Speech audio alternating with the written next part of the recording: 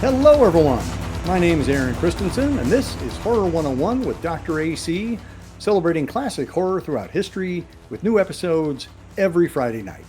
One of the high water marks of dystopian cinema, Kinji Fukasaku's Battle Royale takes place in a near-future Japan, where a class of 42 students are forced by the government to fight to the death on a remote island. Blending social commentary with extreme violence, Battle Royale critiques government authority, youth alienation, and the sensationalism of media. Fukasaku's visceral and chaotic action sequences are punctuated by scenes of quiet beauty and melancholy, which heighten the bleak satire of Koushun Takami's source novel. Despite the controversial kids killing kids premise, the film was a surprise smash in Japan and ultimately became an international cult classic. Over the past 25 years, Battle Royale has left a lasting imprint on pop culture, from films like The Hunger Games, to manga like Dead Man Wonderland, to video games such as Fortnite. With its deft blend of horror, action, and social critique, Battle Royale remains an entertaining and thought-provoking piece of turn-of-the-century J-horror cinema. In the heat of summer, we're bringing in the heat of battle. We're talking Battle Royale, and we're going to be chatting with some amazing folks. Let's bring everybody in, and let's say hello to Tyler Pistorius. Hey, Aaron. Back in the doc's office, Michelle Kisner. Hi. And also returning after a long sojourn, Grant Kuchan. Hi, everybody.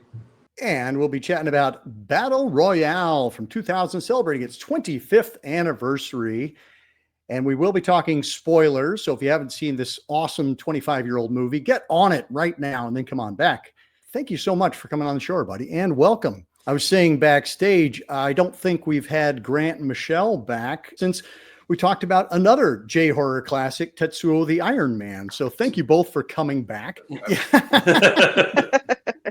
And Tyler, good to have you back as well. We had you on recently. Let's talk about J-horror in general, because I'm just going to talk about the origins of this episode, as ill-advised as they were. Because I was going to talk about like all the awesome J-horror that came out in the year 2000. Then we realized that was a fool's errand to try and tackle all of that. So we boiled it down to this one, Battle Royale. And we will talk about the other, notable J-horror films released in 2000, perhaps towards the end of the show. But yeah, Michelle, I know you're a big J-horror fan. You've been on several of our panels. Where did Battle Royale come into your sphere for the first time?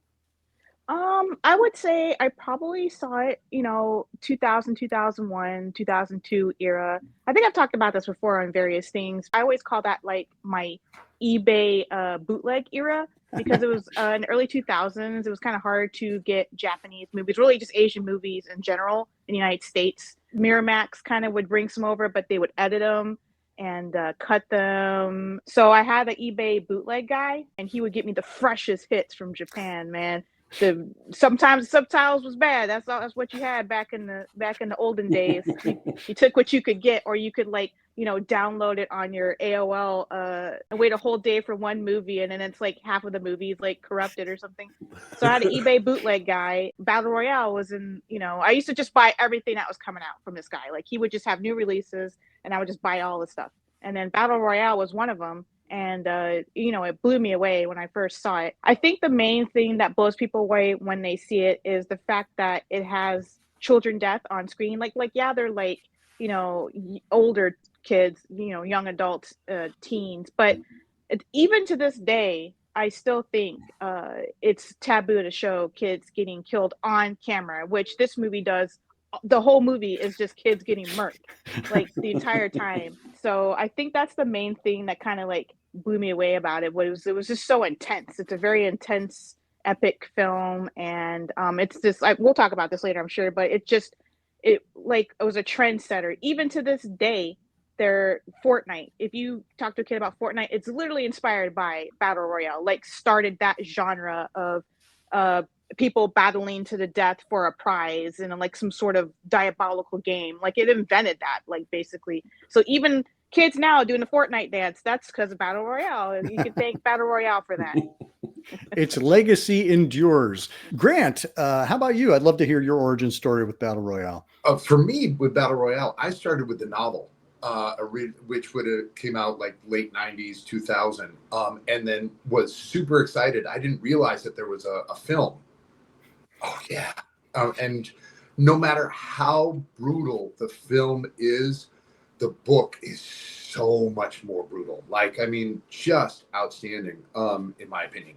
And I felt that, I was super excited to see the movie, and it took, God, I want to say it was at least 2006, 2007 when it finally ended up hitting Netflix or something like that, where it was like drooling over being able to finally see this movie. And then trying my darndest to not get as irritated as I was that they left this out and they left that out, or, this relationship wasn't explored, or this was a weird translation here, or like bits of the story just sort of kind of disappear. And having rewatched the movie recently, to be able to sort of let that go and be like, oh no, this is a really, really good movie. But yeah, you should also read the book. So. And just to kind of for our, maybe our younger viewers, this was back when Netflix was a DVD company. Like they would send their DVDs by mail. It wasn't just something you could just pull up on your laptop and watch instantaneously. You had to, and I think Anchor Bay was the ones who first, got it released on DVD and then later Blu-ray. And you had to wait for it to be available to be sent to you. It wasn't just like and that was one of those that was in high demand as well. So you had very long wait. A lot of mine were on very long wait for a long time. And then when they would show up, it was quite Christmas. Tyler, how about you? So, okay, this is a bit wild. In 2008, from September to December, I was in Moscow. And we didn't have the best internet in the dorms. So what I would do is I would go to this bookstore that was called the Respublika.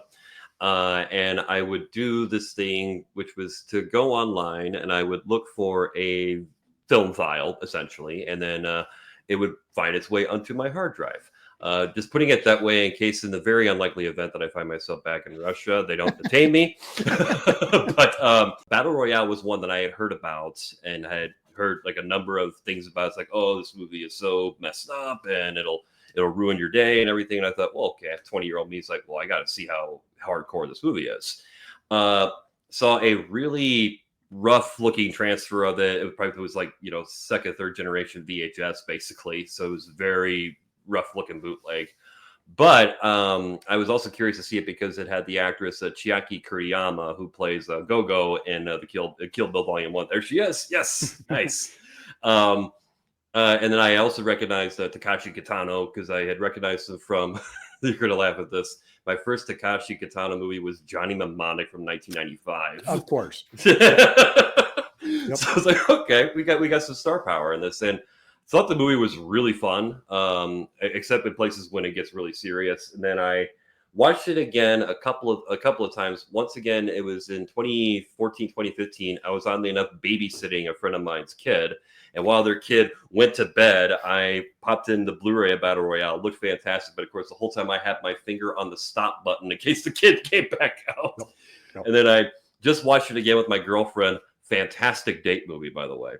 And yeah, it's a movie that just gets better and better every time I see it. Yeah, and I think for me, it was the J-horror wave in the wake of the Ring remake.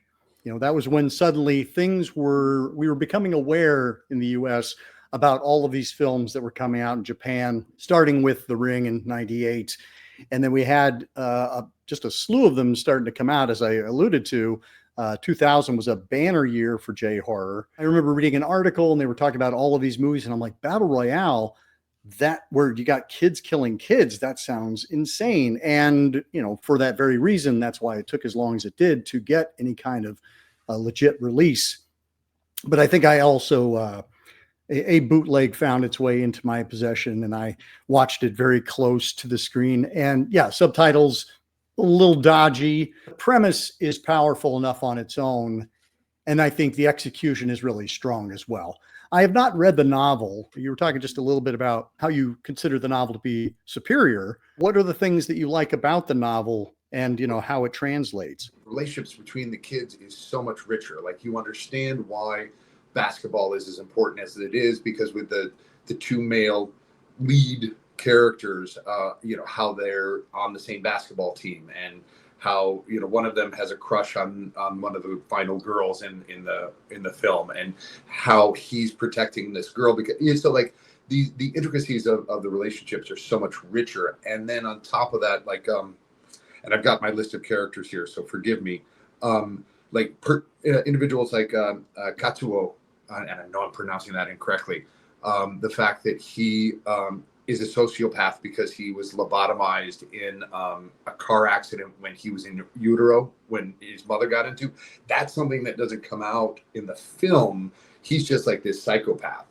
But to sort of have the understanding of the psychopath, or Mitsuko, the sort of female baddie of the movie, the way that she uses her sexuality to go ahead and lure people in. The movie is brutal, but the novel is just like, oh my God, like the way that she's raped as a child, and that causes her to use her sexuality to go ahead and literally kill her mother and make it look like it was a burglary, and then it's gone into foster care and is raped over, and horrible, trigger warning, horrible, awful things that happened to her to cause her to become a psychopath. So you have these stories of these people, of these kids, to sort of not necessarily engender empathy, but just sort of like you can see the path of where they came from. It's not just like, here's a bunch of guns, we're on an island, we're redoing Lord of the Flies, and go.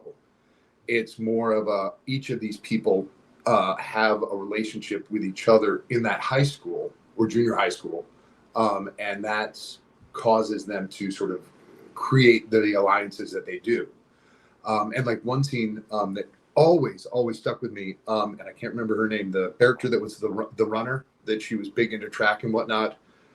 There's a scene where she almost gets raped by this guy who she hates.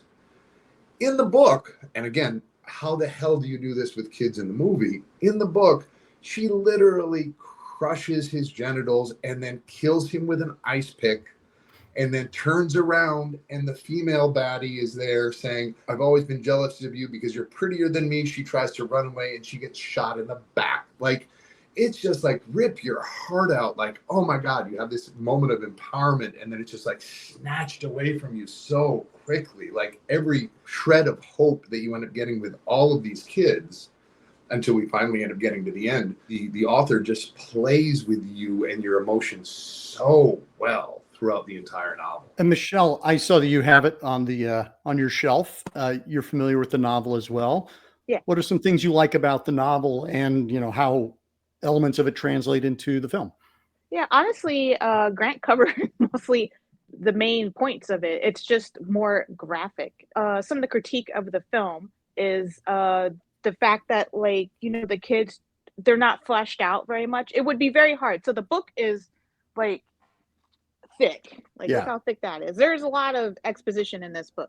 Everybody's got backstories. You get to find out what makes these teenagers tick. And also it kind of explains how society and adults in their lives have failed them on their base level of just, bringing them up. A lot of these problems stem from, Japanese society and their parents and all their failings. The film kind of goes into that a little bit with the main character, and how it kind of introduces him with his dad committing suicide, because his dad feel like he failed him as a parent, right? And he thinks like maybe taking himself out of the equation might give his son a chance to flourish, which is played for, kind of irony that he's selected to be part of the group of kids that have to be in the battle. But it just fleshes out all the backstories. The film tries as much as it can to kind of put them in there a little bit, but it only has so much time, right? Because there's like a lot of kids, a lot of backstories, and it kind of picks and chooses what it wants to highlight in little flashbacks and stuff. But it does what it can. I mean, the movie could, honestly, I feel like it would have been better had it been like 2 movies. Yeah. I think it could have. I mean, there are 2 movies, but the other one's a sequel. It's not good. Yeah, we're not going to talk about that one. But I feel like it really could have been 2 whole films and fleshed out a little bit more. Maybe the first film could have had like more of the backstories of the kids, and then in the second film they get sent to the island, right? And then I see the ramifications of all that kind of stuff There's also a manga, which I have not read, and I tried to find it after I rewatched it. I was like, oh yeah, I never read it. And it's like out of print and expensive, and a Yeah. full set goes for $800, which always happens with manga I find out about. And then I'm like, oh yay! And then I find it's always rare and I can't get it. So I'm not spending $800 to read that. So maybe it'll get reprinted or something. But I've also heard the manga is as well very graphic with the material. And it's kind of just interesting to me how much people talk about how graphic this movie is when it's a little taste of the book. Like if you think this film is graphic, the book will blow your mind. It will, it's a great companion piece, I think. I think they work well together. And I think this film is actually a really good adaptation, considering the fact that it had to, change media and formats, right? So what works in a book necessarily won't work in a film. And I think he really just kind of chose the themes and put them in the film to it translates better to film. So I think it's a good adaptation, but I think it could be like a TV series. I think it would be really good. I don't know if they would ever do it now, because you have to kill kids for the whole thing. So I think I don't think they'll really ever reattempt anything like this again. Yeah, Koushun Takami, who did the novel, also did the manga. He wrote the script for it. And something that I saw online was that in the novel, this is an alternate reality where Japan actually emerged victorious from World War II. There are 50 different classes that are chosen throughout the country. They all have to kill each other, and then you get one survivor from each of those. And I don't know if the plan was to have like a super battle royale where the survivors all fight each other. But what brought to my mind was Stephen King's novel, The Long Walk, which is 1979. And while you don't have kids actively killing one another, you do have kids who are competing to the death. They are continuing to walk and walk and walk. And as soon as somebody stops walking at a certain speed, boom, they get taken out. And the contest goes on as long as it needs to until there's only one survivor. And so that was one of the things that came to my mind. And I was like, they are never going to make an adaptation of The Long Walk. Well, this summer we will be seeing an adaptation of The Long Walk. So when you say we'll never see a Battle Royale adaptation, The Hunger Games, obviously, is one that gets talked about a lot as following a very similar premise to Battle Royale, in that you have kids pitted against one another and forced to murder each other. Tyler, I don't know if did you have any experience with the novel as well? Other than the fact that it was based off a novel, no, I hadn't read it yet. And I remember until I rewatched it with my girlfriend Bethany, I actually thought that it was a graphic novel that it was based off of, but no, it was just the novel initially. Still haven't read it yet. I would like to read it though, and I think you make a really good point about how it could make for like a really good either TV series or maybe like 2 movies like they did with Dune not too long ago. Oh, but the thing with Battle Royale, even though I haven't read the book yet, what I thought the movie did a really good job with is that even with some of the supporting characters and the characters who kind of don't get a whole lot of screen time, they do have like clear identities though. Like the movie does a very good job of not necessarily establishing, but just defining every single individual character. And obviously there's certain characters that get more development than others, but everyone has a clear identity. Everyone's very distinct, which I thought the film does do a very good job of. And even in spite of the fact that it's got such a dense novel that it has to adapt, basically. Something that as we're talking, I'm realizing that as we're reading the novel, there is that sense of actually imagining it playing out. When we're watching the movie, we know it's a bunch of actors, it's a bunch of kids who are running around, probably having a great time, having squibs on each other. And so as I was watching it this time, I said, I find it less horrifying on this viewing because it just seems like it's fun. It's taken as a satire. It's definitely, there to make a point, but I didn't feel disturbed in the way that I think I was more disturbed just hearing the concept.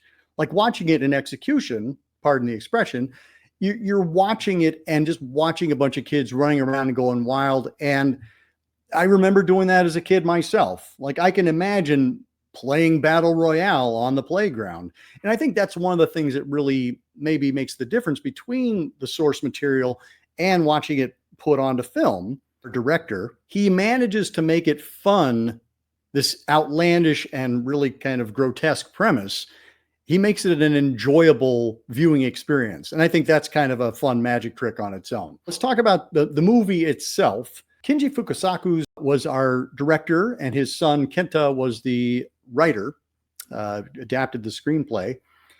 And the budget was about 4.5 million, and ended up grossing, even with the limitations, even with countries that wouldn't, accept it, it still made over $30 million. So it resonated with a lot of people. I think people went, what a wild concept. I need to see, much like all of us here on this panel, I got to see how that plays out. Tyler, let's go ahead and kick things off with you. What are some of the things that, like when you think of Battle Royale, like what are the first things that come to mind? Well, the funny thing with Battle Royale, watching it now, recently, I forgot how sad of a movie it is. Like, I don't find it as disturbing as perhaps it may have been seen as when it first came out, but it is a pretty profoundly sad movie in a lot of respects. I even found myself having sympathy for even characters who are otherwise nefarious, like Mitsuko. Like, when you go into her backstory, and then Grant, when you explain what her further backstory was in the book, it's like, my God, the tragedy of that character. Like, yeah. I thought what we saw in the movie was bad enough, but then hearing that backstory, it's like, oh my gosh, it makes so much sense why she is the way that she is. And she's also a very fun and delicious villain at the same time. But so when I rewatched it with my girlfriend, I was watching it on Tubi. She had it on DVD, and she had the proper native language and everything. I had the English dub for it. Oh, wow. Okay. So I don't know if anybody here has seen the English dub of it. I will say it's not going to be as good as the original Japanese, obviously, but I will say there is an entertainment value in listening to the English dub, because you have adults who are clearly adults trying to sound like children dubbing the child actors. And then you have Takashi Kitano, who whenever he goes on the intercom, the English dub actor sounds like Bobcat Goldthwait when he's yelling, which made for a very strange yet entertaining experience. But yeah, as for the movie proper, yeah, it's a more sad story than it is like necessarily scary or disturbing. I mean, unless like violence in movies kind of turns you off. I mean, I think I've seen far more violent affair with not even in horror movies, but even just like straight dramas compared to what you see in Battle Royale. Because with Battle Royale, you do kind of see the budget on it, which I think adds to the charm of the movie as well. Yeah. So that's all I got there. I think what I noticed more on this viewing, because I've seen this movie maybe like 4 or 5 times now, is Beat Takeshi.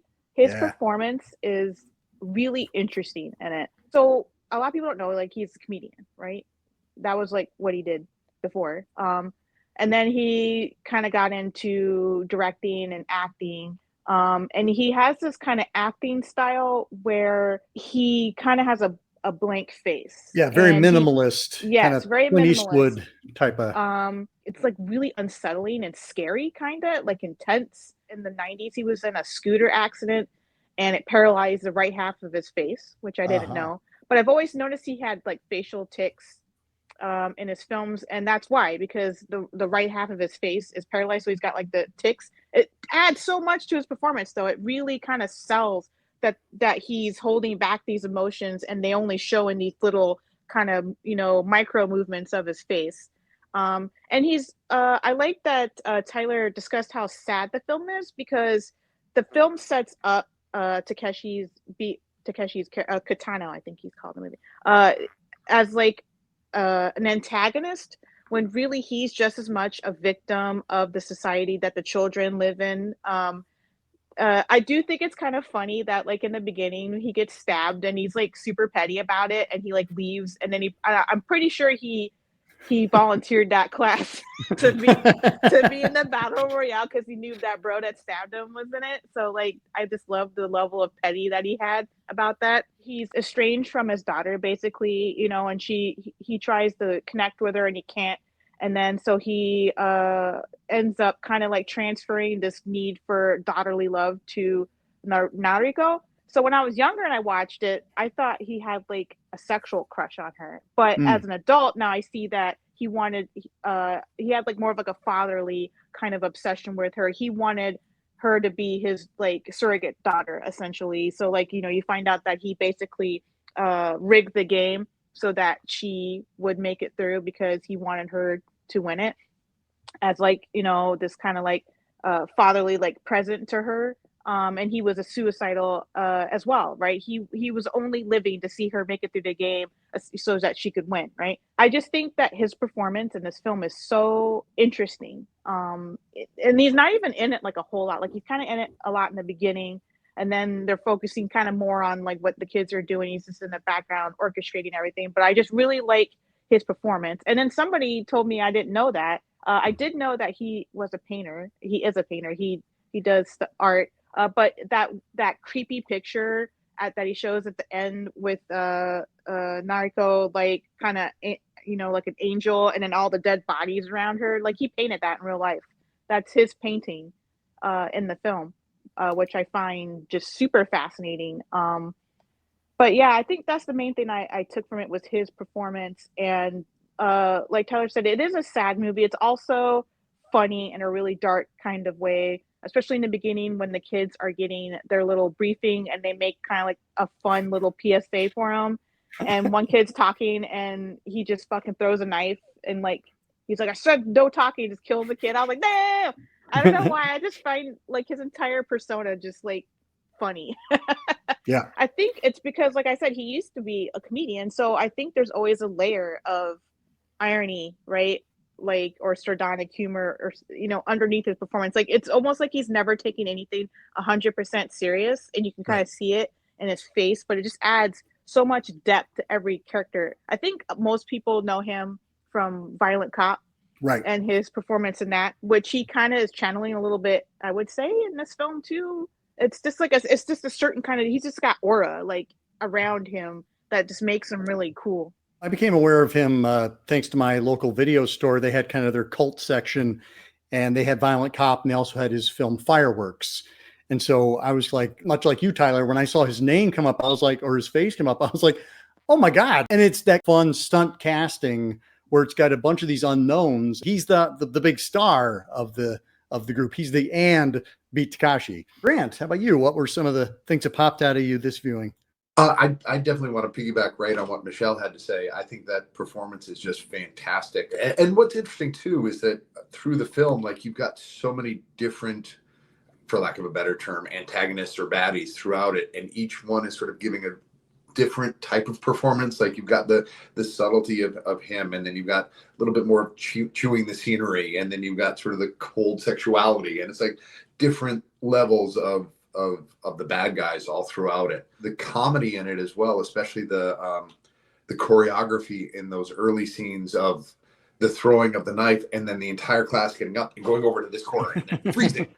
And then coming back over to this corner and then freezing. It's like, it's a lot of fun. You can have that feeling of disassociation that this is a bunch of actors and kids having a good time putting the film together. And you could tell that they were enjoying themselves. It doesn't look like it was a horror show or anything like that. Whereas with the novel, there's an intimacy that ends up coming. Pick up a book, kids. Nothing against movies, but pick up a book. There's a level of intimacy there that's, you get so deep into it that it's just fantastic. But yeah, I felt the performances were a hell of a lot of fun. The effects, like so many things in it now that have sort of, in my opinion, almost become like tropes of the Japanese and the Korean cinema, especially with the score and the way that we're playing the music and sort of the slow shots here and the slow shot and then the action. And then, so many things that we sort of point to, and maybe roll our eyes a little bit here and there, like in, oh God, what was films like Tag, which I feel like is a fantastic spiritual successor to this one, picking up on those tropes to sort of further along, push the medium further and further along, because you know that something horrible is going to happen.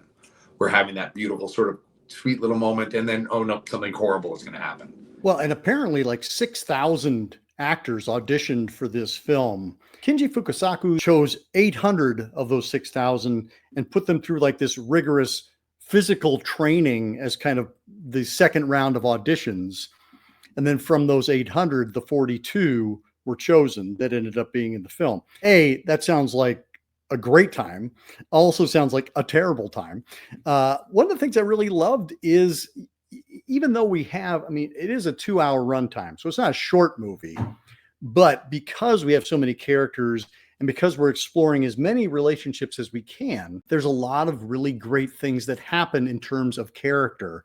You have some that immediately take to kind of the Lord of the Flies premise, where they are just out the gate. They are like killing anybody else who comes through. And then there are some who start creating alliances. And I found that really interesting as well, because similar to The Long Walk, you have these friendships that are forming during the walk. And here you have these people who are thrown into this horrible scenario, but rather than turn on each other, they bond together. Like you have that group of kids who come up with a hacker program, how they're going to sabotage the headquarters. These 4 kids, really, they should be recognizing that we're all going to die and we're going to end up killing each other. And they decide to go the other way. They're like, no, if the 4 of us stick together, we might all win. And that was a really great, I love that bringing the basketball element into it, that the idea of the third man. Some characters, that jumped out. We've mentioned a few already. Kiriyama is our, kind of crazy guy from another, I think he'd been in another Battle Royale as well, or was he just a transfer student or a psycho? What was the story? No, that was Shogo was the one that was in the previous Battle Royale. Correct, yeah. Lied about his age. Kiriyama, he's the one that again in the novel you find out he's a sociopath because he was partially lobotomized in the womb because his mom was in a car accident. Right. So he's supposed to be this. For the film, they just recruit him because he's a sociopath.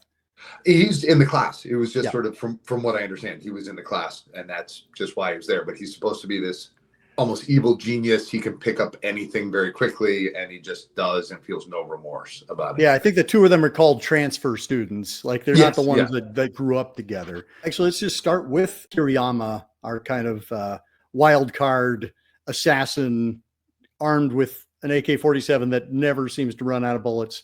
What do we love about him? It's that moment of just that complete psychopath, sort of emotionless, sort of not getting any joy out of it, just sort of steamrolling over everything, as opposed to necessarily with Mitsuko, with her backstory of like all of the abuse that she had gone through, and her trying to use her sexuality to go ahead and lure everybody on in. You just have this guy who is just ruthless for the sake of being ruthless in the best sort of comic book sort of way, if that makes sense. Yeah, he even looks like an anime character. Exactly, yeah. He has main character hair, I call it. In Japanese films, there's always like one person who has the coolest hair, and you just know like they're going to do something cool at some point or be the focus. He's very it does feel very anime, his like design, and he seems to have a little bit extra powers, like he can jump kind of high, and there's that part where he like jumps off a roof and he's fine. I do find it fascinating, the idea of enjoying killing, which he does. He's killing because he likes to. And I always think about wars and people that join the military. And I'm a veteran. I was in the military. I always think about the idea that during a war there has to be some people that just like killing, and they can't wait to do it when a war breaks out. They maybe are more cruel. The idea of war in general is just like crazy. Like, you're just sanctioned killing. They just send you somewhere and they're like, yeah, you can kill those people and not go to jail. Just those. Everybody else, no, but like you can just kill in this one area. So the entire idea behind that is crazy, right? Battle Royale on one level is critiquing that, right? Critiquing that idea, and critiquing unchecked imperialism and government overreach into stuff. And it's a movie that's also about an older generation being scared of a younger generation, right? Absolutely. Because this is happening to the children, because the children are being bad. But like, why are they acting like that? The book kind of goes into why are they acting like that? Because society and their parental figures failed them in various ways. They created it, and then now they're torturing these children for expressing themselves in a world that they only have certain ways they can survive, right? So it's cruel and unusual punishment. And I think a lot of films, and Kinji, this was the last film he directed before he died. He's made an incredible amount of films. Most people probably know him from Battles Without Honor and Humanity franchise. He's directed tons and tons and tons of films. He was, pretty old when he made this film. So I wonder, what attracted him to this story. Perhaps he had some latent fears of the way that the new generation was being brought up. And I even hear it now. I'm a millennial. I'm my mid 40s, and I hear now, oh, the Gen Zs are doing this, and Gen Alpha, they're bad. Like, we always have this fear. I think fear of younger generations is actually fear of dying and becoming irrelevant. And it just, you kind of like project it onto these younger people saying, oh, they're bad, but they're not. You made them this way. You brought them up, right? You parented them. You created this society that they have to survive in, and there's only, they're doing what they have to do to live their lives, and it's not their fault, I guess you could say. But we want to blame them instead of blaming ourselves for making them that way. I think the entire film is just it's like angry and sad about what's going on with the kids, and it still is like it's prescient, right? Like, it's today, we're still angry and sad about what's going on with the kids, and the fact that this type of story is still insanely popular. Put a bunch of kids in a room and make them fight to the death. Game genre is like flourishing. I'm a gamer, so I've played some games. Zero Escape, Danganronpa are two games that are about that. They're very recently made. Squid Game, that's like a giant thing that like everybody's super into. We're just addicted to this idea of competition, right? And Right. like, death games, and the fact that it's still relevant now and they still make things in that genre should be a little red flag warning that our society is still heading in a maybe not so great direction. Yeah, the idea of competition taken to its extreme, i.e., a blood sport, that is something that plays very well in a cinematic way, because we can identify with that competition aspect of somebody wanting to be the best. But in this case, being the best means you're the last person alive. And that's taking this premise to its extreme. The only thing I have to add, because Michelle, Grant, you both summed up Kiriyama so well. I love the choice of Kiriyama not speaking at all. I do like that he is like a silent villain in this, and I think that works because, obviously his actions speak for themselves. Like, he enjoys the killing, and even at certain points when it comes to killing, it just kind of feels like just getting rid of pests. Basically, it's like, it's an annoyance, but I gotta take care of this sort of thing. It's like there's kind of a detachment to it at times, which makes him even more like sadistic and terrifying. We were mentioning the runner, who's played by Chiaki Kuriyama. I do love her last scene, and I do love that character as well. And I particularly enjoyed seeing her kind of giving it to the guy who's being really gross and really creepy and really grapey, so to say. Censoring myself for YouTube. But yeah, I really like that character. And yeah, again, she was another one of those characters where it was sad to see her go. And I think something else too, just with the establishment of like when they're setting up the games and everything like that, there is a bit of that sadness because you see one of the main character's friend get killed. But right before that, you do have the knife throwing into the forehead, and also that really bizarre introductory video with the woman who's all dressed up and has like a big smile on her face and everything like that. That kind of like bizarre comedy that works really well.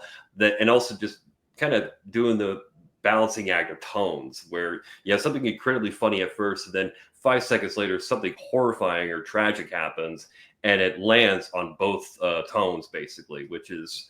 as in terms of a balancing act, and even just like getting that down, not even Tim Burton could do that these days. And we have our two male and female, kind of our Romeo and Juliet, connected to each other. They are going to try and survive this together. And that is Norika and Shuya. As a teenager, of course, we've all been teenagers. You have big feelings. And so I think there's something about the melodrama that also contributes to the story, is that we can see ourselves investing in this 100%. When I love somebody at the age of 15, I'm going to love them forever and ever. And we're going to, our love will conquer the world.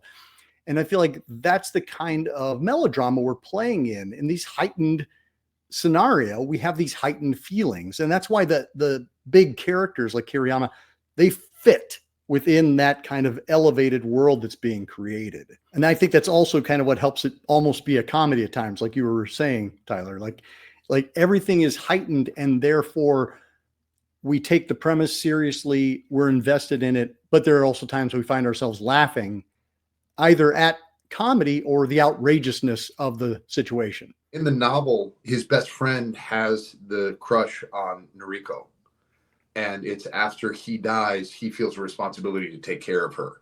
So like we're taking that melodrama to that next step, and then it's by taking care of her, he falls in love with her, you know. And in the novel, I mean, not that it matters that much, she's like shot in the leg, and that's where, you know, they're them trying to get her to that what is it, the pharmacy, to be able to fix her leg and all that type of stuff. That's when everything, he starts feeling feelings for her, and it hits that hugely like takes it to that nth degree of those huge teenage feelings, you know. I do like that you brought up the big feelings, because I remember when I was in high school and all the drama that would happen would just be like normal stuff, right? But if you're a teenager, it gets blown up to like a million. We're all our hormones are coming in. We're getting, you know, we're going through puberty, so we're just like, you know, our frontal lobe isn't developed yet, so it's like crazy. So imagine high school drama, but you can kill each other, right? Right. So so I love watching this film and thinking about like all these relationships and stuff that they had. In a normal world, they would just like, you know, spread rumors about each other, maybe not sit with you at the lunch table. But in Battle Royale, if you're jealous of a girl, you can just kill her now. You can find her and kill her, which happens in this. One of my favorite scenes in this film is later on when they find that kind of like, I think it's a lighthouse, and there's a bunch of girls staying there.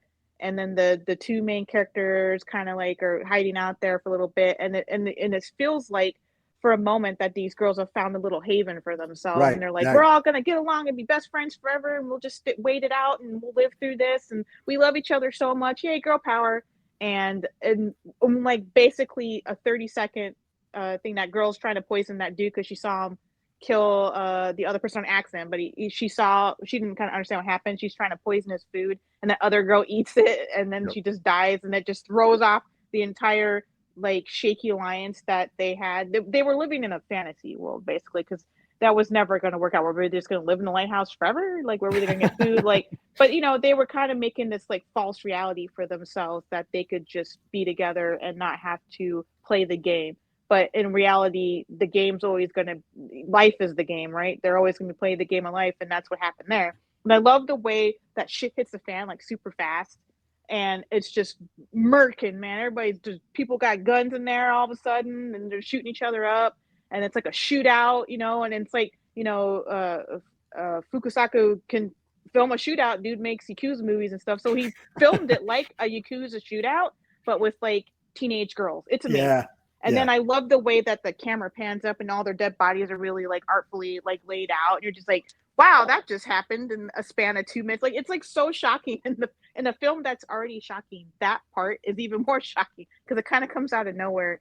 But it just kind of explores like how women interact with each other too, and the way we have alliances is different than how men have alliances, because our alliances sadly are based on gaining male approval, right? So we're all competing for male approval in a patriarchal society, of course, and that's what they're doing. They're jealous of each other because they get more attention for boys, this or that. And that's just like, you know, that's a real thing when you're growing up. You know, women do a lot of bullying, and I think men bullying is more like they see you and they just like punch you in your face.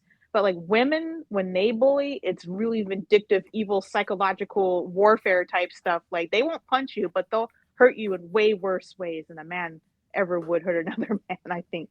And I think this film kind of just taps into that just a little bit.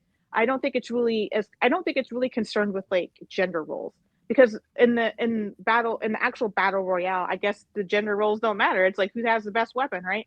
And you know, and it's some of it's luck too, because it's just and then this is kind of a little aside, but I always thought it's funny that they don't give everybody good starting weapons. That's fucked up, man. Like everybody should get one good weapon, and then motherfuckers has got like a pot lid and one guy like a flashlight.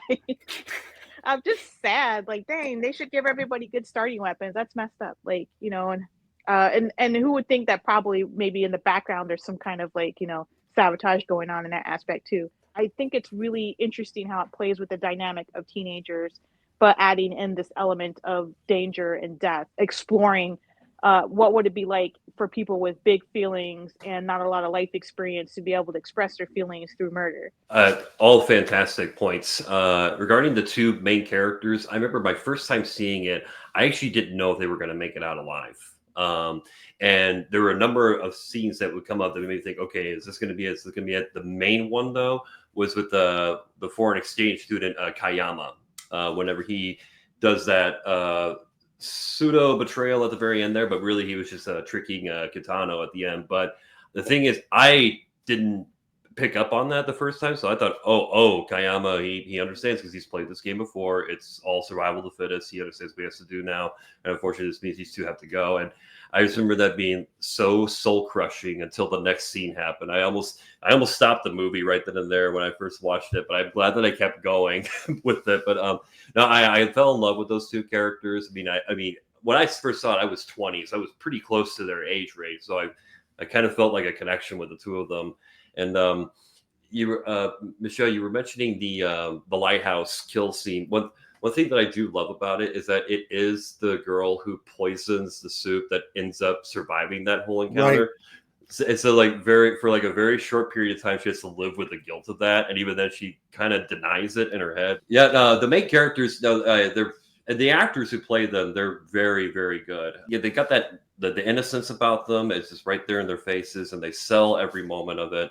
And yeah, it is a relief when they do make it in the end, especially because on my first time viewing, you don't know what's going to happen. Didn't that girl, the poison thing, didn't she jump off the top of the lighthouse? I think she kills herself. You're right. Yes. Which is even, it does remind me of, there's two other characters that instead of fighting, they just hold hands and jump and kill themselves. They take their own lives. Yeah. I think that's really, poignant.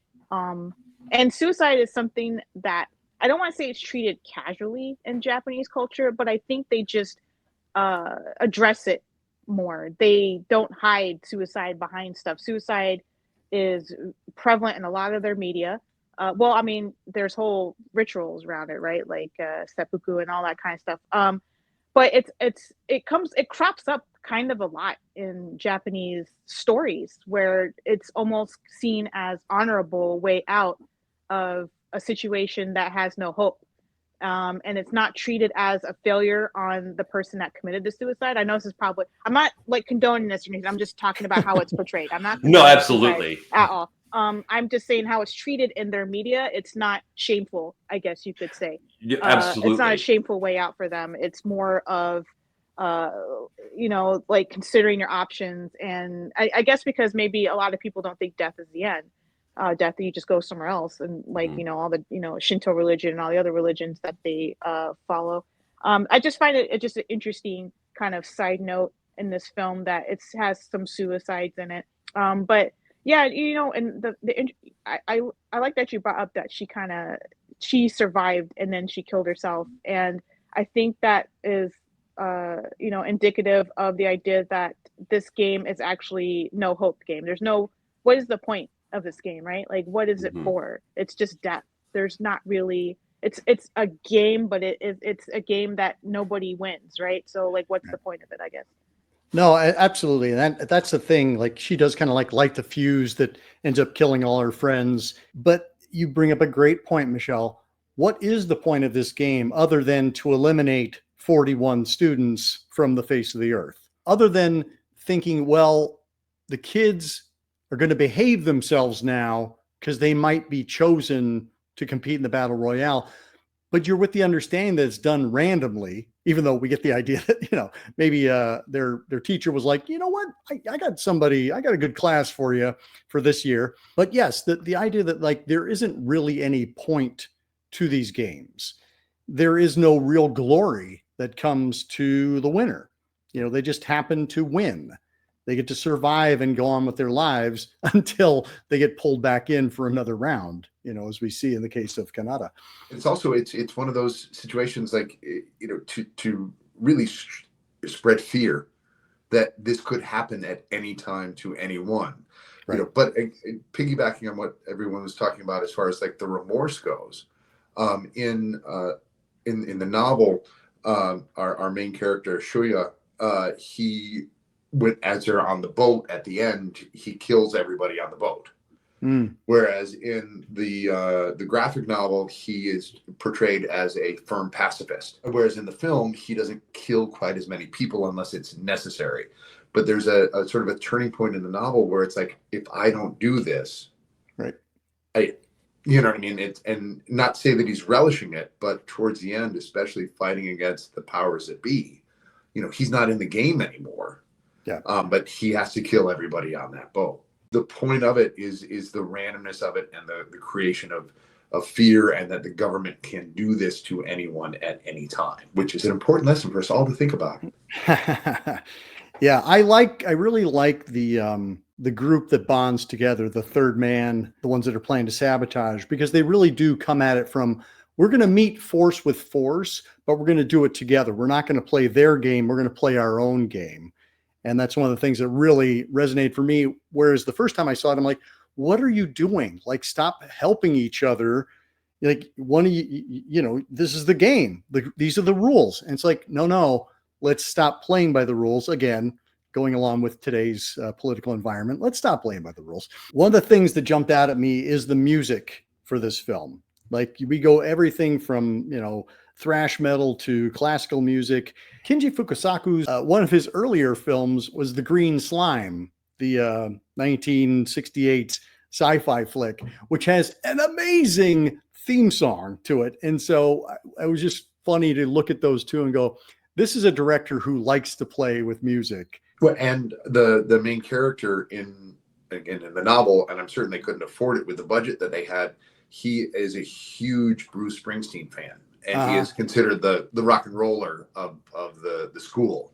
So like, there's a huge thing about Bruce Springsteen in the novel. And again, there's no way they could have afforded that with the budget that they had at that time. So since you brought up the music, I was similarly like, wow, this score is fantastic. I don't remember, really acknowledging it before. But so I looked up the composer, Masamichi Amano. And he did Urosodoji, which is a hentai film that is very infamous.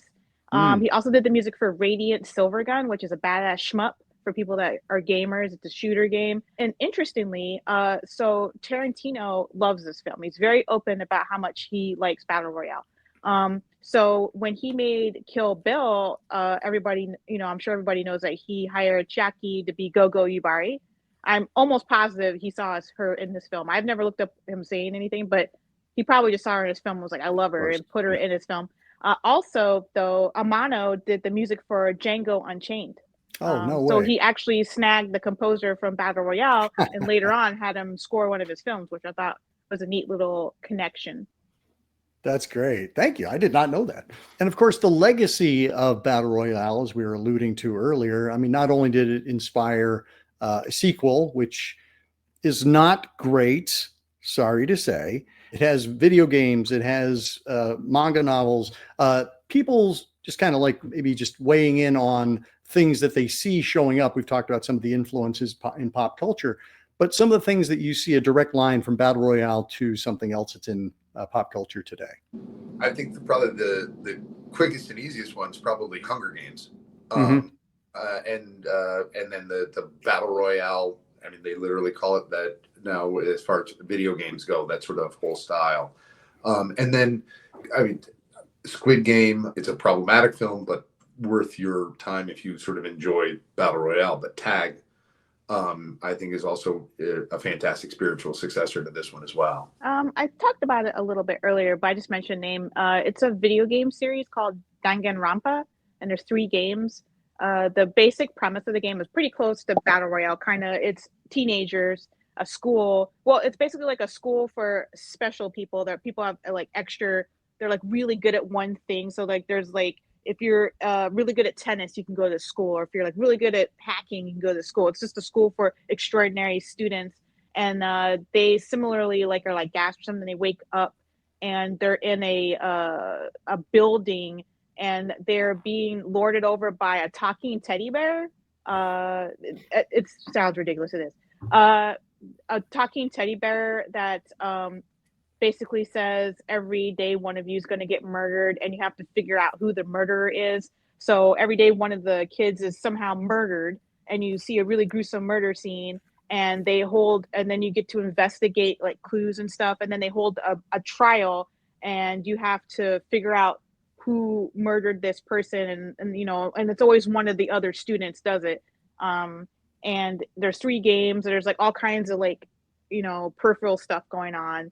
But in Korea and Japan, that genre is so popular. There's just so many things like Fate Stay Night. That's another one that's like really popular stuff. Like I said, they love that genre of movie and media of death games.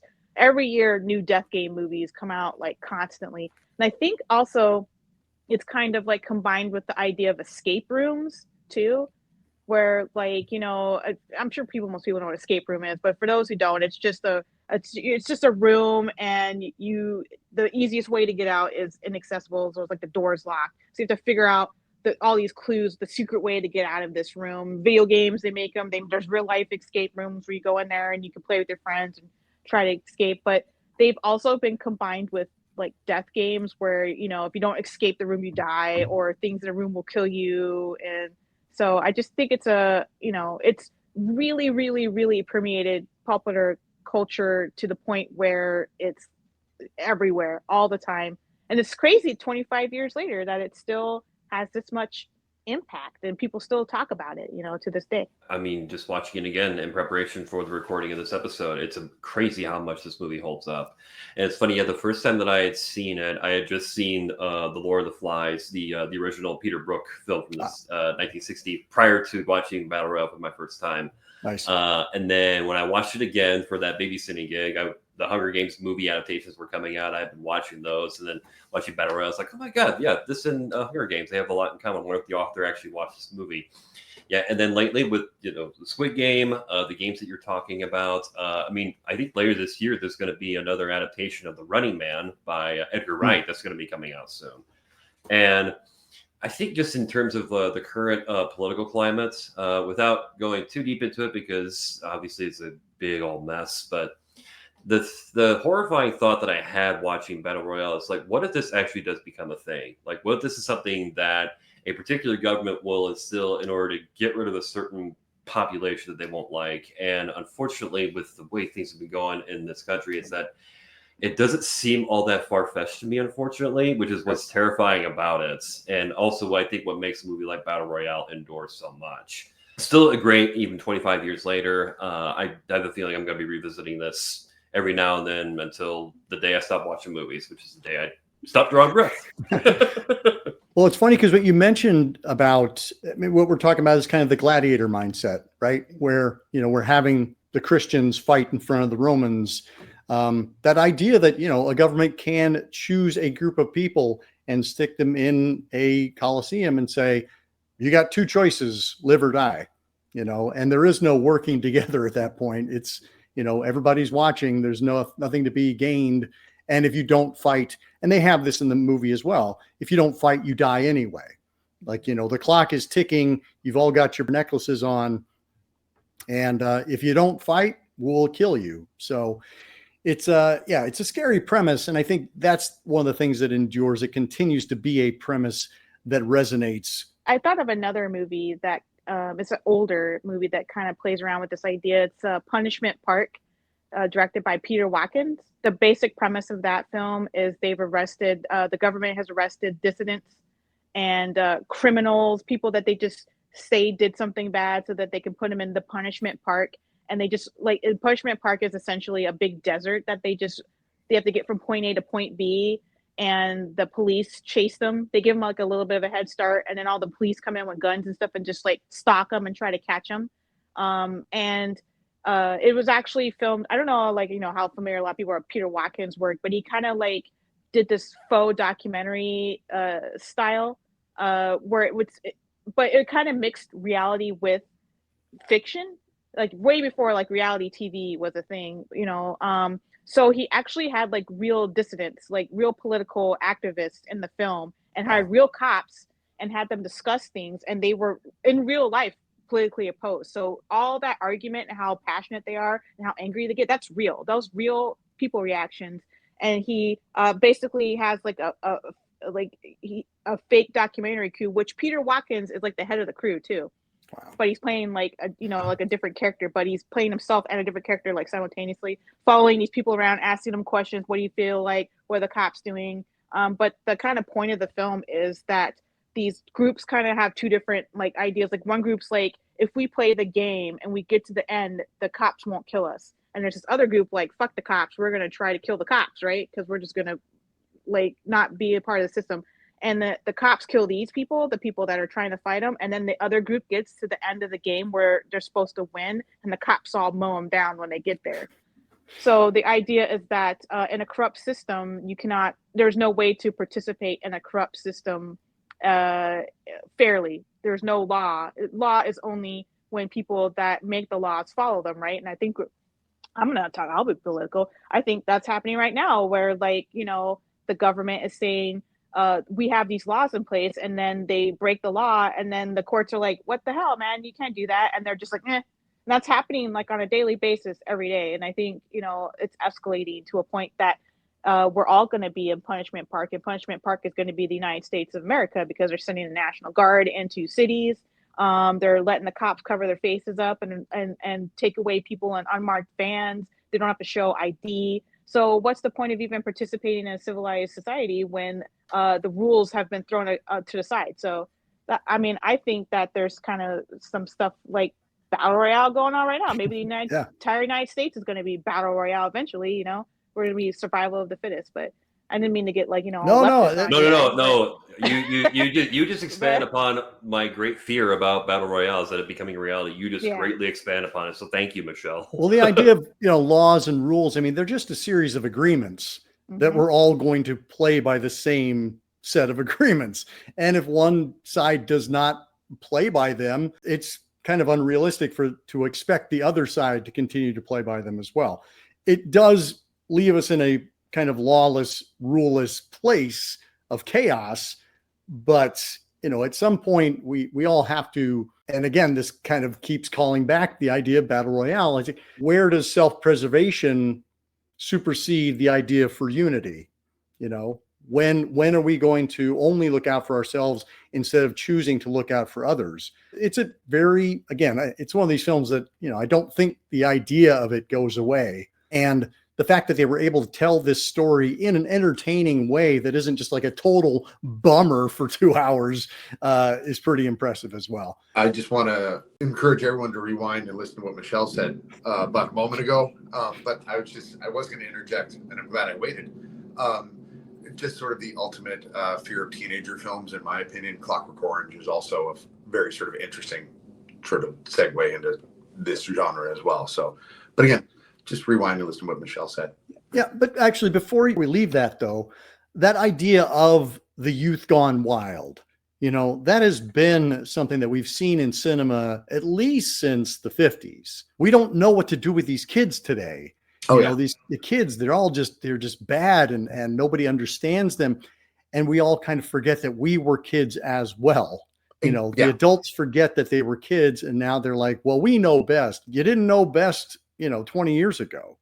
Exactly. And, especially for, something like Clockwork Orange, and looking at that as far as the 60s culture film goes, with the rise of the hippies and the yippies and all that, I think it's just absolutely fascinating that the level of fear mongering going on of, the teenagers are out to kill us all. Right. We in the 50s, we had the Young Ones and, Rebel Without a Cause, and and that idea of the other, the othering, that's what's happening here, is we're othering the kids, but it's just as easy to other any group you want, anything that is not you. It's one of those things we have to be on the lookout for at all times. Cool. Well, let's circle back around. Final thoughts. We've had a lot of deep thoughts here in this last quarter here. Let's return to the film itself, and just final thoughts on Battle Royale celebrating its 25th anniversary. Tyler, let's kick things off with you.